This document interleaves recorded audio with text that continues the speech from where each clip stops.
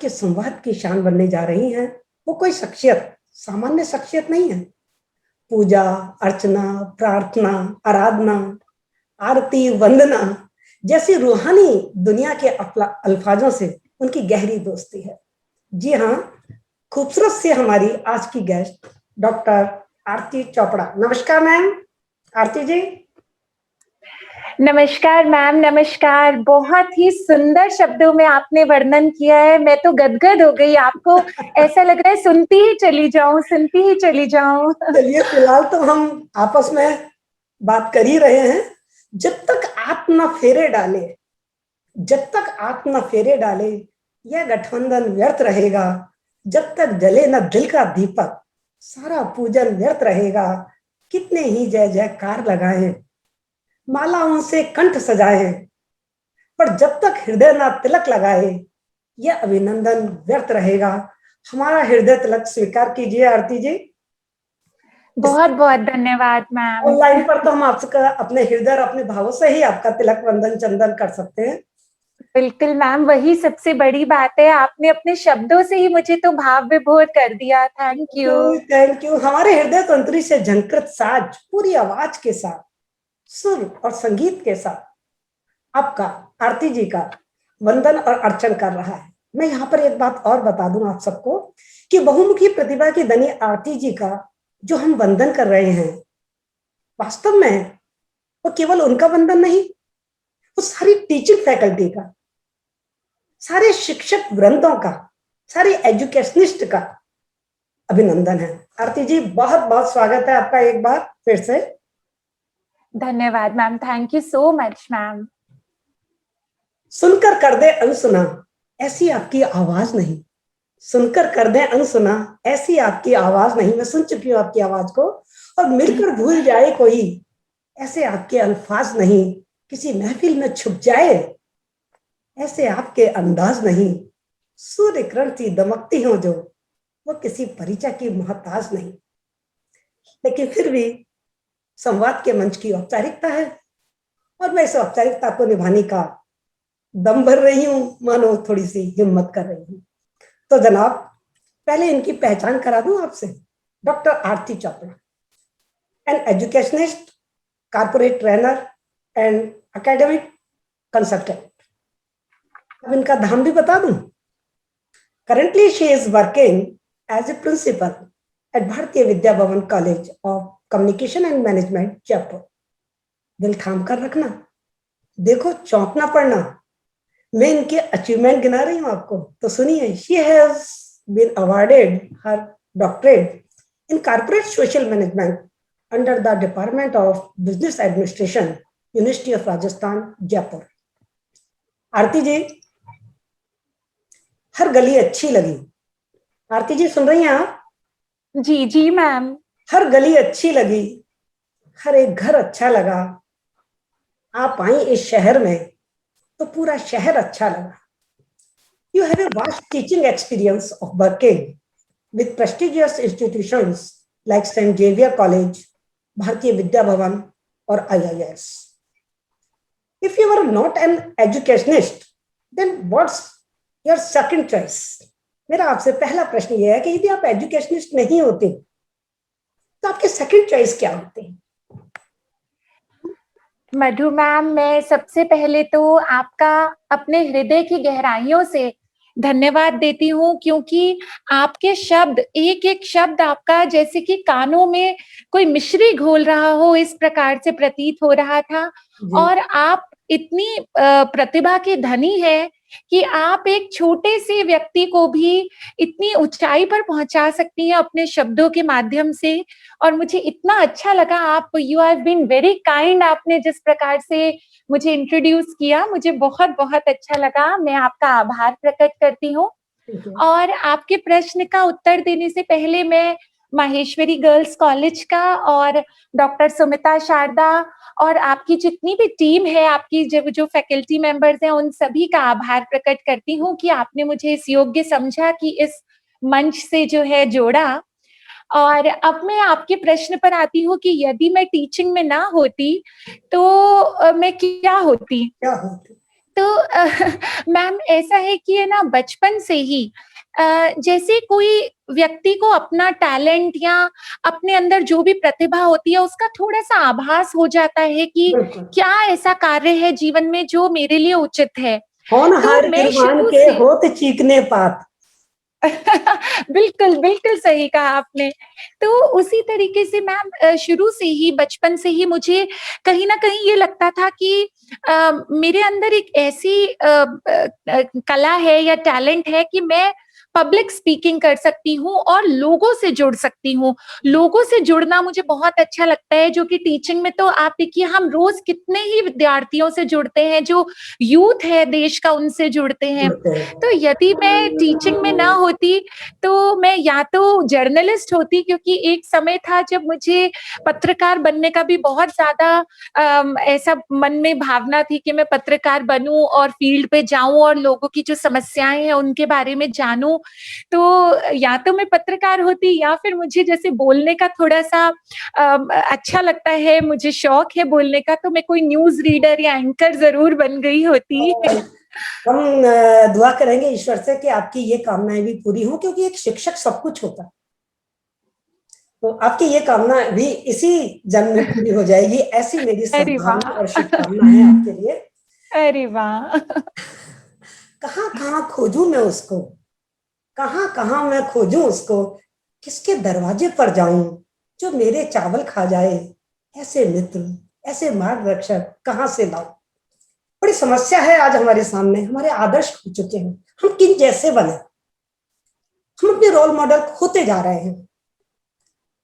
समझ नहीं आता कि किसे अपना रोल मॉडल बनाए, लेकिन फिर भी आरती जी किसी ना कोई, किसी को तो हम अपना रोल मॉडल बनाते ही हैं, अपना गॉडफादर बनाते ही हैं, किसी ना किसी के नक्शे कदम पर तो हम चलते ही हैं। कोई ना कोई तो हमारा प्रेरणा स्रोत होता ही होता है, जो हमारे अंधेरों में उजाले भर देता है। तो मैं आपसे जी, पूछना जी, चाहूंगी कि what is your career anchor, what was your जी, करियर एंकर? जी। मैम देखिए इसका 2 तरीके से उत्तर देना चाहूँगी। एक तो यदि मैं रोल मॉडल की बात करूँ, तो बहुत बड़ी एक शख्सियत का नाम यहाँ लेना चाहूँगी मैं। Mother Teresa, Saint Mother Teresa, अब तो उन्हें संत की उपाधि प्राप्त हो चुकी है। उन्हें बहुत ज़्यादा मैं मानती हूँ और उनके लिए बहुत ज़्यादा श्रद्धा है मेरे मन में, क्योंकि उनकी काइंडनेस, उनकी दयालुता के कारण, उनका जो कंपैशनेट बिहेवियर था, जो उनकी दयालुता थी, उस वर्ग के प्रति जो बहुत ज़्यादा फॉर्च्यूनेट नहीं है, जो हमारी तरह फॉर्च्यूनेट नहीं है, जो एक स्तर से नीचे है। और सर मैम हमारे में तो कहा भी गया है ना, ऐसा श्याम बाबा के लिए कहते हैं कि हारे का सहारा बाबा श्याम हमारा, हारे का सहारा। मतलब हारे का सहारा बनने में जो मज़ा है वो जीतते हुए का बनने में नहीं। जैसे एक जब मैं सेंट ज़ेवियर्स में पढ़ाया करती थी, तो मेरे जो प्रिंसिपल थे कॉलेज के, वो एक बहुत अच्छी बात बोलते थे, वो मेरे दिल में घर कर गई थी। वे ये कहते थे कि जो बच्चे पहले से ही बहुत इंटेलिजेंट है, ब्लेस्ड है, ईश्वर ने उन्हें बहुत तीव्र बुद्धि दी है, कुशाग्र बुद्धि दी है, उन्हें यदि टीचर्स कुछ बहुत ज़्यादा सपोर्ट करती हैं, तो ठीक है, क्योंकि उन्हें इतनी आवश्यकता नहीं। लेकिन जो बच्चे थोड़ा-सा मार्जिनलाइज़्ड हैं, थोड़ा ज़्यादा अच्छे से नहीं समझ पाते हैं, स्लो लर्नर्स हैं, बात को नहीं, यदि कोई टीचर उनके लिए मेहनत करती है, उनके लिए रात-दिन एक करती है, उनके लिए काइंडनेस, दयालुता दिखाती है, उनके साथ कंपैशनेट रहती है, जीवन पर्यंत वो बच्चे आपको कभी भूल नहीं पाते हैं, कभी भी। वो हमेशा एक उसमें रहते हैं कि देखिए इस टीचर ने हमारे लिए वो हमेशा आपके कृतज्ञ रहते हैं। तो एक तो यही कि मेरे रोल मॉडल मदर टेरेसा इस संदर्भ में रही है। और करियर एंकर तो जो है एक बहुत ही सबका मिला-जुला, एक बहुत सारे ऐसे फैक्टर्स होते हैं जिनसे मिलकर बनता है। इसमें अपना खुद का टैलेंट और एटीट्यूड तो होता ही है। जैसे मेरा शुरू से ही एटीट्यूड ये था कि मैं कुछ ऐसा कार्य करूँ जिसमें मैं लोगों के बीच में रहूँ, कुछ अपनी बात कह सकूँ, उनकी सुन सकूँ। उसके अलावा माता-पिता का, परिवार का सहयोग भी एक बहुत बड़ी चीज़ होती है। तो वो मैं बहुत फॉर्च्यूनेट रही, मैं ईश्वर से धन्यवाद देती हूँ कि बोथ सेट ऑफ पेरेंट्स, मेरे माता-पिता भी और विवाह के बाद भी जो मुझे माता-पिता मिले, दोनों ने ही मेरे माता पिता ने मेरे करियर के लिए, और फिर जो मुझे विवाह के पश्चात माता पिता मिले, उन्होंने मेरे करियर में प्रोग्रेशन के लिए, मुझे प्रोग्रेस दिलवाने के लिए बहुत, मतलब मुझे रास्ता दिया, मुझे साथ दिया, सहयोग दिया। तो ये सभी मिलकर के मेरे करियर एंकर बने, और इसी कारण से इस क्षेत्र में जो थोड़ी बहुत कुछ भी उपलब्धि मैं हासिल कर पाई, ये इन्हीं के कारण कर पाई हूँ। थैंक यू आरती जी। पता है आपके आंसर ने आजकल की युवा लड़कियों का एक भय को खत्म कर दिया होगा। जो आपकी युवा बच्चियां हैं, जब उनका विवाह का मौका आता है तो उनके मन में एक भय होता है, एक डर होता है कि पता नहीं नया घर कैसा होगा, पता नहीं माता पिता नए कैसे होंगे। लेकिन आपके इस जवाब ने उनके इस भय का उत्तर दे दिया। बिल्कुल मत घबराइए, वो भी माता पिता है, बिल्कुल वो भी माता बिल्कुल पिता है। मैम। हाँ, और आप मैम उनकी संतान। आजकल तो बहुत ही प्रोग्रेस हुआ है। आजकल तो बहुत सपोर्ट करते हैं, बहुत साथ देते हैं, क्योंकि पढ़े लिखे होते हैं। अब मैम आज देखिए, जैसे आप इतना अच्छा बोलते हैं, इतना समझते हैं, कल को जब भी आप फ्यूचर में मदर इन लॉ बनेंगे, आप कितनी अच्छी मदर इन बन लॉ चुकी हूँ, बनेंगे, देखिए। बन ओह, चुकी हूँ। अरे अरे वाह मैम, दो आपको देखकर तो दो दो लगता ही बेटियों नहीं। की, दो दो बेटियों के साथ ओ संस्कृति हूँ। ओ दादी भी हूँ अरे मैं, वाह मैम, दादी आपको भी हूँ। वंदन है। ओ मैम, आपकी त्वचा से आपकी उम्र का पता ही नहीं चलता। Thank you, thank you. जिसने खुद पर किया भरोसा, जिसने खुद पर किया भरोसा, बना उसी का सौभाग्य अनोखा। साहस और हिम्मत के बल पर स्वयं की शक्ति पहचान सका, वही सफल इंसान बन सकते। हम जानते हैं इस बात को। You are author of 3 books, मैंने पढ़ा था आपके प्रोफाइल में। प्रेजेंटेड मतलब number of papers in national and international conferences. इस संदर्भ में आपने बहुत लोगों को देखा होगा, उन्हें सुना होगा, उनसे आपकी मुलाकात हुई होगी, उनसे बातचीत हुई होगी। मैं ये जानना चाहती हूँ कि आप उनमें से किसको अपने व्यक्तित्व के ज्यादा करीब पाती हैं? Whom do you associate your personality with? जी, मैम, ये पता है, एक इसका आपने बहुत ऐसा प्रश्न पूछा है, सच में मेरे दिल से इतना करीब है कि अच्छा जी। मैं किसी एक व्यक्ति का तो नाम नहीं लूंगी, लेकिन एक आपको एक कुछ बात बताना चाहूंगी जो मेरे मन को बहुत छूती भी है। और मैम, जब हम स्टूडेंट्स हुआ करते थे, तो 2 प्रकार के टीचर्स हुआ करते थे सामान्यतः, बाकी तो सबके फीचर्स होते ही हैं, लेकिन कुछ टीचर्स बहुत ही लीनियंट हुआ करते थे, बहुत काइंड हुआ करते थे, और कुछ टीचर्स बहुत स्ट्रिक्ट हुआ करते थे कि भाई, तो कार्य हम दोनों का ही करते थे, होमवर्क दोनों का ही करते थे। एक से थोड़ा डर के करते थे, नेगेटिव मोटिवेशन से, एक से थोड़ा सा यूं होता था कि अरे ये मैम बहुत अच्छी है, इनका हमें कार्य सबसे पहले। तो तो कहीं ना कहीं मन में ना एक वो जो बहुत एसोसिएट करती थी, जैसा आपने पूछा किससे, तो मैं अपनी उन टीचर से बहुत एसोसिएट करती थी, जो कि बहुत ही काइंड हुआ करते थे, बहुत मोटिवेट पॉजिटिव हुआ करते थे, उनसे बहुत एसोसिएट करती थी। और कहीं ना कहीं मन में था कि जब अगर कभी टीचर बनूंगी या कुछ भी बनूंगी, तो अपने स्टूडेंट्स के साथ मेरा ऐसा ही संबंध होगा। बिल्कुल, जैसे कि क्लास 11th में जो मेरी बिजनेस स्टडीज टीचर हुआ करती थी, मैं दिल्ली में पढ़ती थी स्कूल में, तो अस्मा मैम, मैं उनका यहाँ मेंशन कर रही हूँ, इतनी काइंड, कभी नहीं डांटा, फिर भी स्टूडेंट्स उनकी क्लास में बहुत डिसिप्लिन रहते थे, एक अलग तरीके का बॉन्ड था। फिर जब यूनिवर्सिटी में आई तो कुछ प्रोफेसर्स थे, प्रोफेसर मेहता, कुछ ऐसे और अच्छे प्रोफेसर्स मिले जिनके साथ ऐसा था कि बहुत अच्छा बॉन्ड था, तो मन में था कि इनके जैसा ही बनूंगी। और मैम, ये जर्नी आसान नहीं थी, क्योंकि आज तो क्या कि 15 साल हो गए पढ़ाते हुए, तो एक एक हमें भी पता है कि किस तरीके के स्टूडेंट को कैसे डील करना है। लेकिन जब नया नया पढ़ाना प्रारंभ किया था, तो क्या हुआ था मैम कि जब बिल्कुल यंग थे, अनमैरिड थे, जब पढ़ाना शुरू किया था, बॉयज क्लास होती थी, तो बच्चे बहुत शोर भी मचाते थे, और उन्हें एक लगता था, अरे वाह, ये तो एक टीचर का ऐसा पीरियड आया है जहाँ पे डांट भी नहीं पड़ती है और लीनियंट है बहुत ही। तो प्रारंभ में थोड़ी परेशानी भी हुई थी, और परेशानी हुई तो जो प्रिंसिपल हुआ करते थे वो थोड़ा डांटा भी करते थे, हम बहुत यंग थे, कि भाई ना तुम थोड़ी स्ट्रिक्ट बनो, और ऐसे तो काम नहीं चलेगा, तो ऐसे लड़के तुम्हें पढ़ाने नहीं देंगे। लेकिन मैम, मैंने ये महसूस किया कि शुरू में दिक्कत जरूर आती है, लेकिन जैसे ही स्टूडेंट्स को ये पता चलता है कि टीचर की जो फीलिंग है, जो आपके प्रति डेडिकेशन है, वो क्लियर है और वो आपके भलाई के लिए सोच रहा है, कार्य कर रहा है, मेहनत कर रहा है, तो बच्चे स्वयं आपके ढांचे में ही ढल जाते हैं और आप जैसे होते हैं वैसे ही आपको एक्सेप्ट कर लेते हैं। तो मैं जी मैम, तो बहुत अब ऐसी कोई दिक्कत ही नहीं आती मैम, मैं कभी स्ट्रिक्ट नहीं हुई बच्चों के साथ, लेकिन अब अपने आप ही वो इस तरीके से बन जाता है साल दर साल। तो इसलिए मैम आपके प्रश्न का यही है उत्तर कि उनसे ज्यादा प्रभावित हुई हूँ या अपने आप को ज्यादा बिल्कुल एसोसिएटेड मैम, माना है आपके जो आपका स्वर और सूरत दोनों आपके अल्फाजों का साथ दे रहे हैं। मैं पूरे विश्वास के साथ कह सकती हूँ आपको इसको रीड करके कि आप स्टूडेंट के साथ किस तरीके का बिहेव करती होंगी। निश्चित रूप से जो स्टूडेंट्स हैं वो आपसे बड़े प्रभावित रहते होंगे। दयालुता और जो करुणा है वो तो मैम हर जगह उसकी जीत तो हर जगह जी होती है। और जी जी एक मैम, शिक्षक के अंदर तो ये चीज कूट कूट के भरी होनी चाहिए। होनी बिल्कुल। बिल्कुल हाँ, व्यक्तित्व ऐसा बिल्कुल मैम। कहाँ सबको है उपलब्ध जो आपको उपलब्ध हुए। व्यक्तित्व ऐसा कहाँ सबको है उपलब्ध, मुदित हुई सारी फिजा, बदल गया प्रारब्ध। You are the recipient of best NSS volunteer award at national level and you are inclined towards dance, public speaking and creative writing also. यानी कि आरती, आरती मीन्स प्रतिभाओं की खान।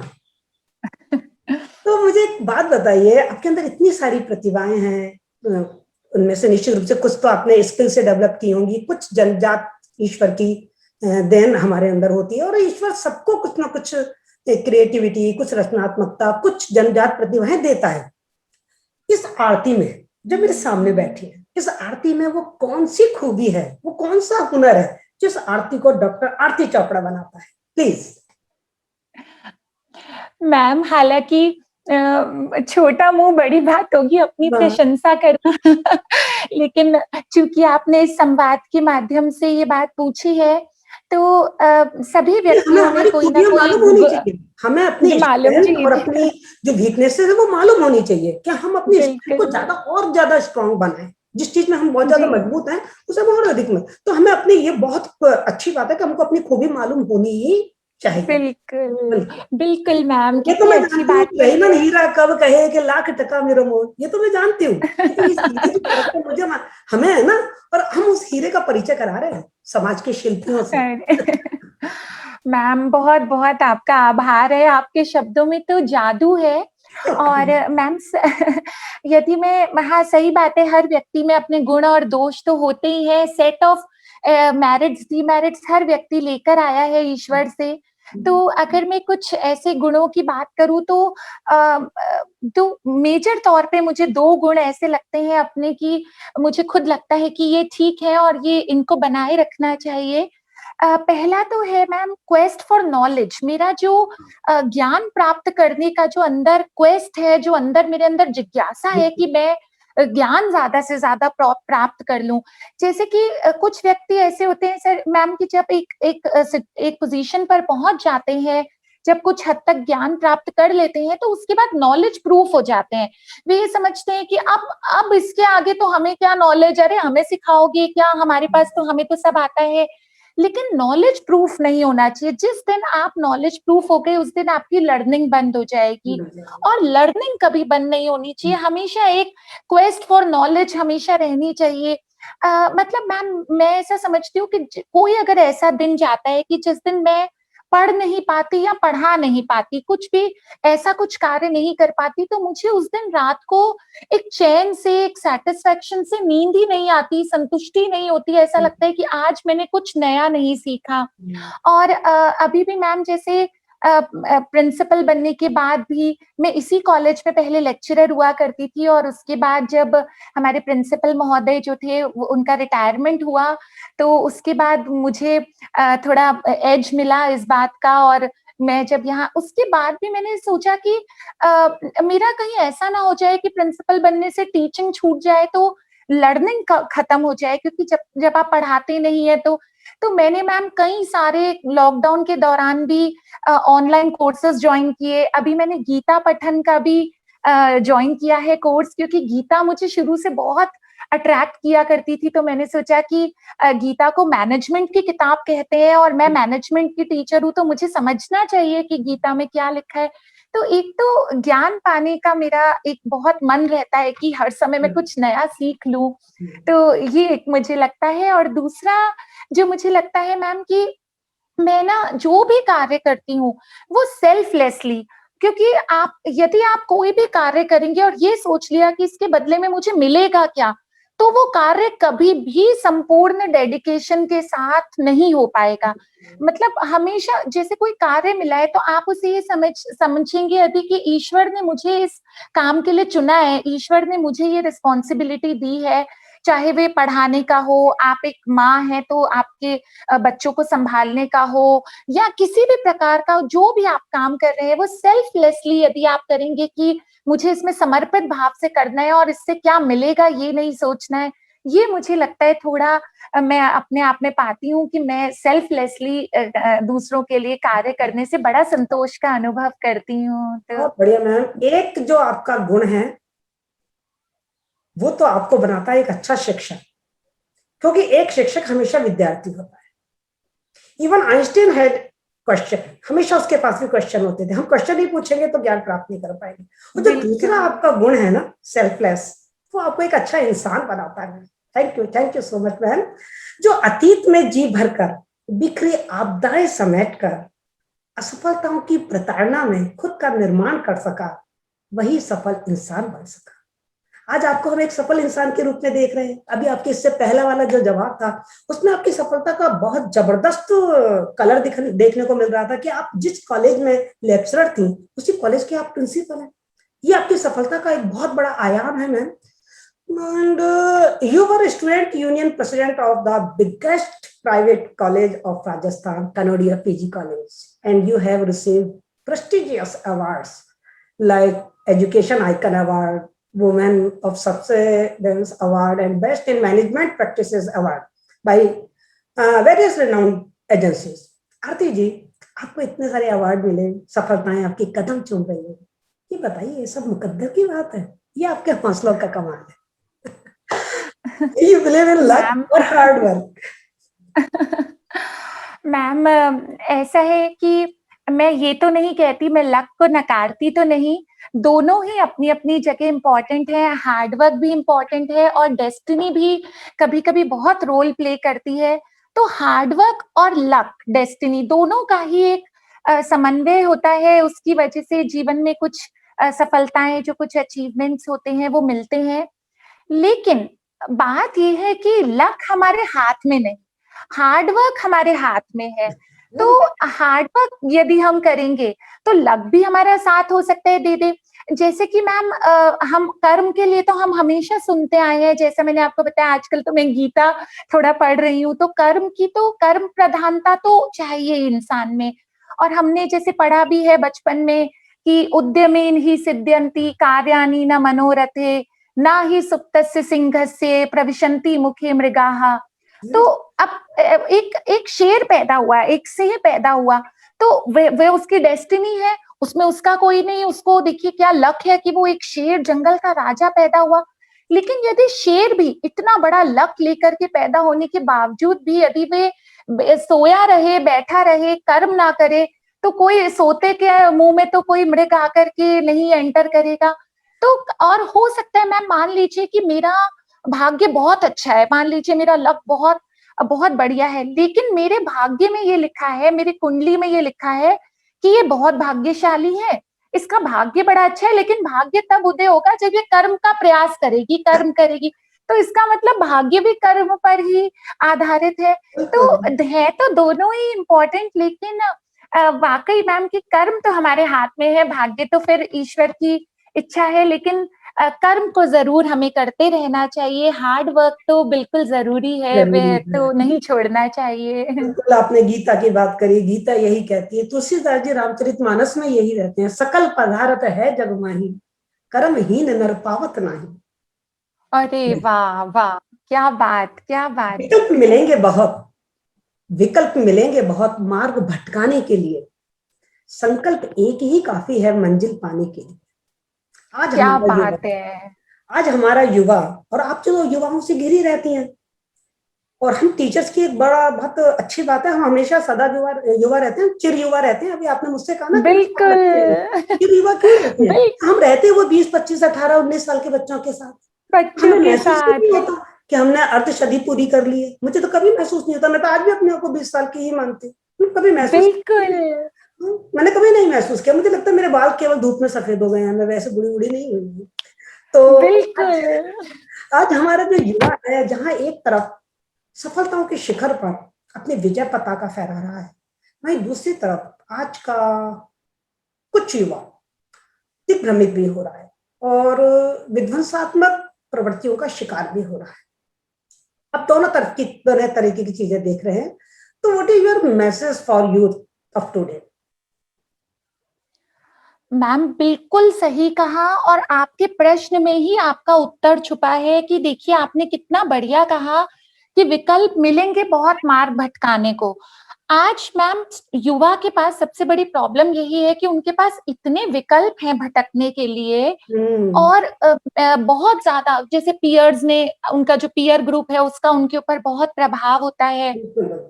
मैं दो विशेष मैसेजेस जो है वो युवाओं के लिए कहना चाहूंगी मैम। पहला तो जिस बात को लेकर मैं बहुत ज्यादा उद्वेलित होती हूँ, मेरा मन बहुत दुखता है मैम जब मैं ये देखती हूँ, वो मैसेज मैं युवाओं को जरूर देना चाहूंगी। जो अपना स्वागत पहला है। मैसेज है कि मैम वो आप जितने भी बच्चे इस प्रोग्राम को देखें सुने, या सुमिता मैम इसके नोट्स बनाए, जो भी बच्चे इसके उसमें आए, मैं उनसे हाथ जोड़ के रिक्वेस्ट करती हूँ, आप नशे की लत से दूर रहें, दूर रहें।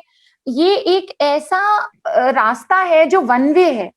आप जब एक एक समय ऐसा आता है मैम, मैं कई अपने स्टूडेंट्स को देखती हूँ, एक समय ऐसा आता है जब बच्चे स्वयं उस रास्ते से लौटना चाहते हैं, क्योंकि उन्हें एहसास हो जाता है कि ये हमने गलत रास्ता पकड़ लिया है, लेकिन वे अपने आप को इतना मजबूर पाते हैं कि वे उस रास्ते से लौट नहीं पाते हैं, क्योंकि उनको बहुत उस ये रास्ता ऐसा है जिसमें जाना आसान है लेकिन लौटना बहुत मुश्किल है। तो आप इस तरीके की प्रवृत्तियों से बिल्कुल दूर रहें, क्योंकि ये आपके जीवन में, जैसा आपने बताया, बिल्कुल विध्वंस, इस जीवन को जो ईश्वर की इतनी बड़ी देन है और आपके माता पिता ने आपको इतनी मेहनत से बड़ा किया है, उसको बर्बाद करने के सिवा ये रास्ता कहीं भी नहीं जाता, और कोई किसी पॉजिटिव किसी अच्छे स्थान पर ये रास्ता नहीं जाता। क्योंकि मैं देखती हूँ मैम कि बच्चों में जो हम लोग जैसे यूथ से घिरे रहते हैं, मैं सभी के लिए तो नहीं, लेकिन हाँ मैम कुछ बच्चे, जैसे मैं बच्चों को कुछ ट्रिप्स पर, हम लोग एजुकेशनल टूर्स ले जाया करते थे, तो बच्चों को हम लोग लेकर के गए, एक बार मनाली लेकर के गए, एक बार मैं बच्चों को पौंडीचेरी, बैंगलोर। तो कुछ बच्चे जो मैं कभी सोच भी नहीं सकती थी, बिल्कुल सिंसियर स्टूडेंट्स लगते थे क्लास में, लेकिन जब वहां ट्रिप पर मैंने उनका वो ये आदत जब देखी, तो मुझे बहुत मन उदास हुआ, और ऐसा लगा कि बच्चों को ये मैसेज मैं देना चाहती हूँ कि आप जिन जो बड़े लोग हैं उनके अनुभवों से सीखिए, इसमें कुछ भी नहीं है बर्बादी के अलावा। तो एक तो आप इससे बिल्कुल दूर रहें, नशे की प्रवृत्ति से बिल्कुल दूर रहें, और दूसरा मैसेज मेरा ये है कि आप अपने रिश्तों को प्रायोरिटाइज करें। कभी भी आपके जो ठीक है, मित्र बहुत इंपॉर्टेंट है, मित्रता का बहुत महत्व है जीवन में, लेकिन आप अपने मित्रों को, या फिर उन लोगों को जिन्हें आप मित्र समझ रहे हैं, जो वास्तव में आपके मित्र हैं ही नहीं, केवल टाइम पास अभी इस एज में, जो उनकी वजह से आप अपने माता पिता को या अपने शिक्षकों को गलत समझते हैं, या कुछ बच्चे अपने माता पिता से गलत शब्दों का भी उपयोग करते हैं, बात करते हैं। ये मैं आपको मैसेज देना चाहूंगी कि आप अपने रिश्तों की प्रायोरिटी समझिए। सबसे ऊपर ईश्वर के बाद जो है जीवन में माता पिता ही है। माता पिता ही इनफैक्ट ईश्वर है आपके लिए। उन्होंने आपके लिए जो सेक्रीफाइसेस किए हैं, जो त्याग किए हैं, वो शायद आप तब समझ पाएंगे जब आप स्वयं माता पिता बनेंगे। उससे पहले आप कितना भी आपको कहें, आप नहीं समझ पाएंगे। फिर आपके शिक्षक हैं।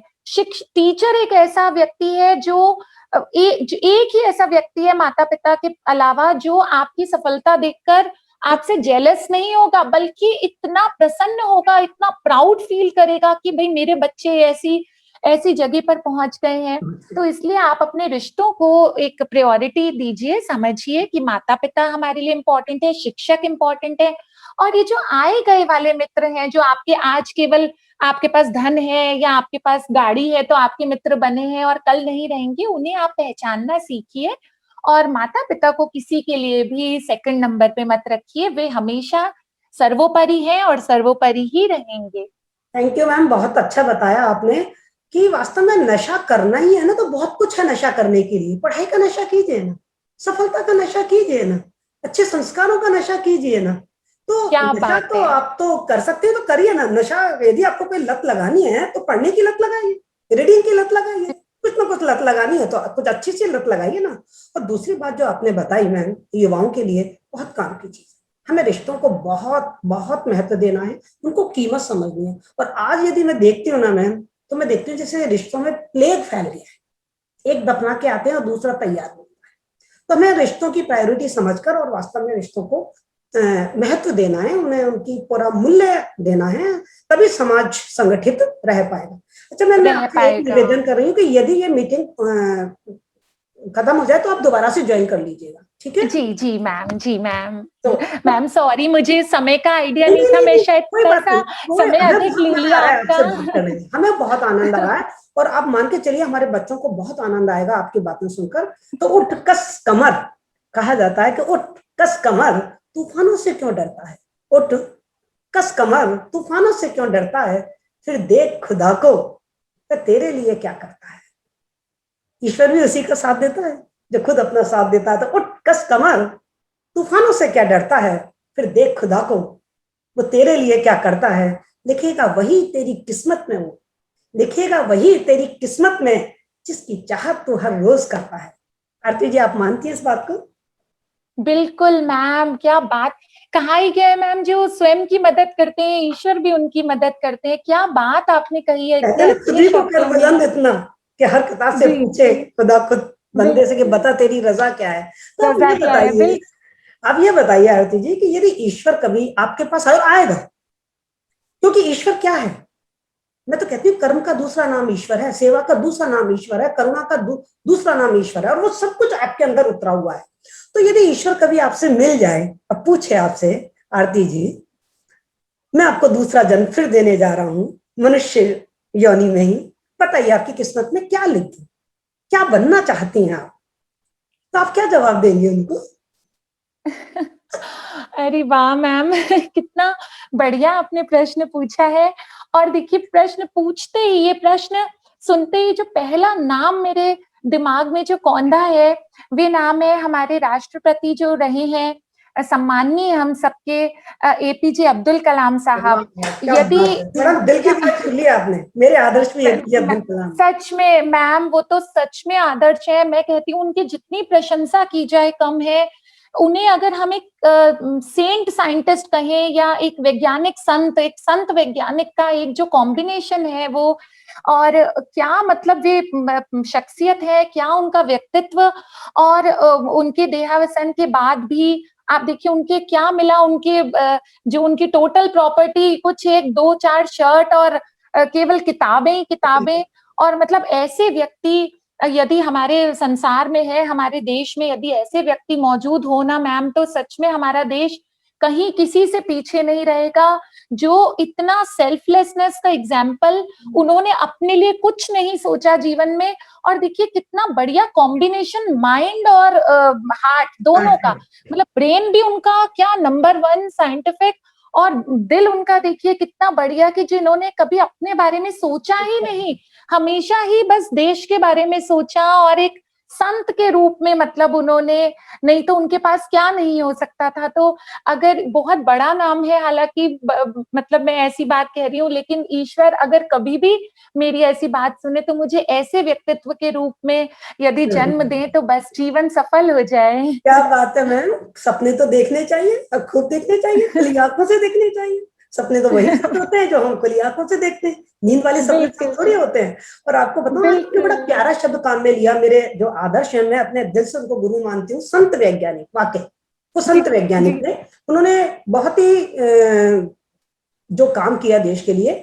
मैंने एक कविता लिखी थी और ईश्वर से प्रार्थना की थी, ये प्रश्न मेरे मन में भी आया था, उसकी सिर्फ 2 लाइन मैं आपको सुनाना चाहूंगी कि जिंदगी तो मैंने जी ली जैसी मुझे जीनी थी, जिंदगी तो मैंने जी ली जैसी मुझे जीनी थी, पर मुझे मौत एपीजे अब्दुल कलाम वाली चाहिए, वैसे ही क्या भगवान बात ने। है, ये मैंने प्रार्थना की क्या थी अपने बात। ईश्वर से, और देखती हूँ कि ईश्वर मेरी किस्मत में क्या लिखता है। तो आरती जी मैम आप बहुत बहुत अच्छी लेखिका और कवित्री होंगे, मैं बिल्कुल ये उससे कह सकती हूँ बिल्कुल दावे के साथ कि आप बहुत ही बढ़िया उम्दा कवित्री और लेखिका होंगे। आपके कितने बढ़िया शब्द हैं, सरस्वती विराजमान है आपके मुख पर, बस तो आप सब बहुत लोगों, ही। आप जैसे लोगों की शुभकामनाएं मैडम। और कहते हैं ना, हौसला बाजार में नहीं बिकता, हौसला बाजार में नहीं बिकता। बात कर रहे थे हौसला की, हौसला बाजार में नहीं बिकता, उसे पैदा किया जाता है, मौका मांगा नहीं जाता, कदम बढ़ाकर उसे छीन लिया जाता है। आरती जी, आज चारों तरफ ये जो हौसलों की और सफलताओं की बात हो रही है, इसका एक नेगेटिव एस्पेक्ट भी देखने को आ रहा है कि चारों तरफ एक मूसक दौड़, जिसे आप रैट रेस बोल सकती हैं, चल रही है, बहुत जबरदस्त चल रही है। हर कोई अपनी मंजिल पर पहुंचना चाहता है और उसके लिए काफी शॉर्टकट रास्ते भी अपना रहा है। ये इनकरेंट प्राकरण कैसे भी बस सफलता मिलनी चाहिए, थोड़े से जो हमारे आदर्श हैं, मानवीय मूल्य हैं, संस्कार हैं, वो रसातल में जाते जा रहे हैं। तो ऐसी स्थिति में क्या आप अभी भी ये मानती हैं, क्या आपका ये मानना है कि still honesty is a best policy? Madhu ma'am, सच में आपने जो बात कही है वो इतनी है, सच्चाई है, दिल दुखाने वाली सच्चाई है। और कोई दूर की बात नहीं, दूर की बात तो हम देखें, कोई कभी राफेल घोटाला, कभी चारा घोटाला, कभी, ये तो दूर की बात है। हमारे पास में भी हम देखते हैं, और बड़ा कष्ट भी होता है देखकर कि कई व्यक्ति जो हमारे खुद की परिधि में ही आते हैं, कभी हमारे वर्क प्लेस पे या कभी हमारे देखते हैं हम अपने जानकारों में, कि एक केवल अपना कुछ छोटे से अपने लाभ के लिए और डिसऑनेस्टी, इस तरीके की बातें करना, और दूसरों के लिए दूसरों का हक छीन कर स्वयं लेना। तो बिल्कुल आप सही कह रहे हैं कि एक ये रेस है कि मैं फर्स्ट आ जाऊं। और देखिए कि इस रेस में होता क्या है कि यदि किसी व्यक्ति को जीतना है रेस में, तो दो तरीके हैं, कि या तो बहुत तेजी से मैं ऊपर चढ़ूं, और या फिर जो मेरे से ऊपर चढ़ा हुआ है उसकी टांग खींच लूं तो वो नीचे गिर जाए, तो मैं अपने आप ही फर्स्ट हो जाऊं।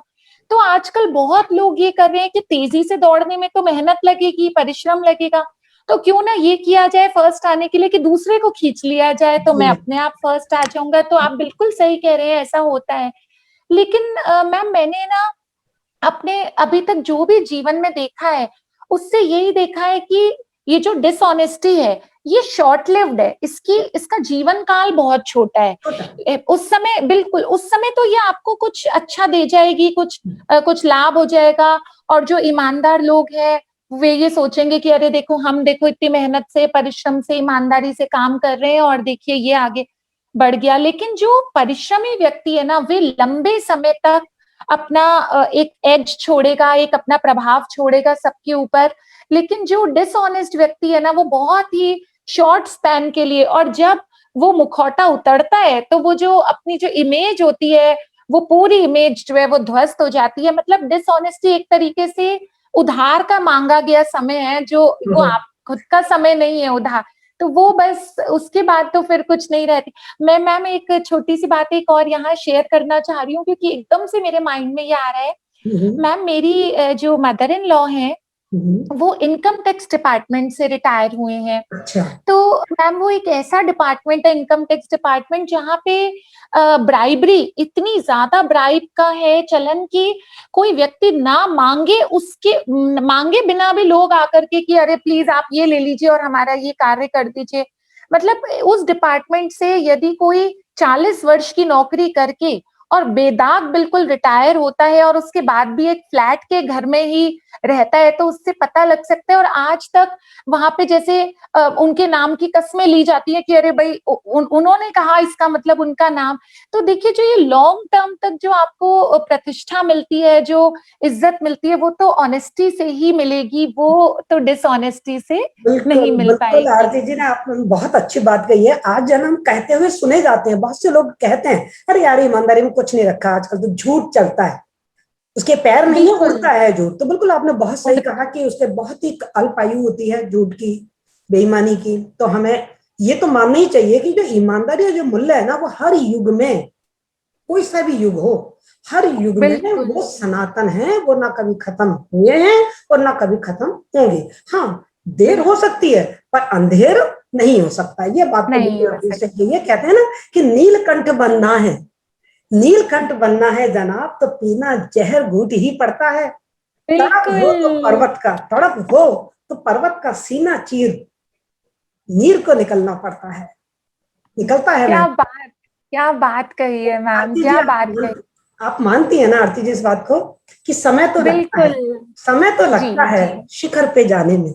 आपको भी पहले लेक्चरर बनी फिर प्रिंसिपल बनी, तो समय तो लगता है शिखर पर जाने में, पक्षी को उड़ने में, चींटी को चढ़ने में, महल बनाने में, घर सजाने में, सागर में जाकर मोती निकालने में समय तो लगता है शिखर पर जाने में।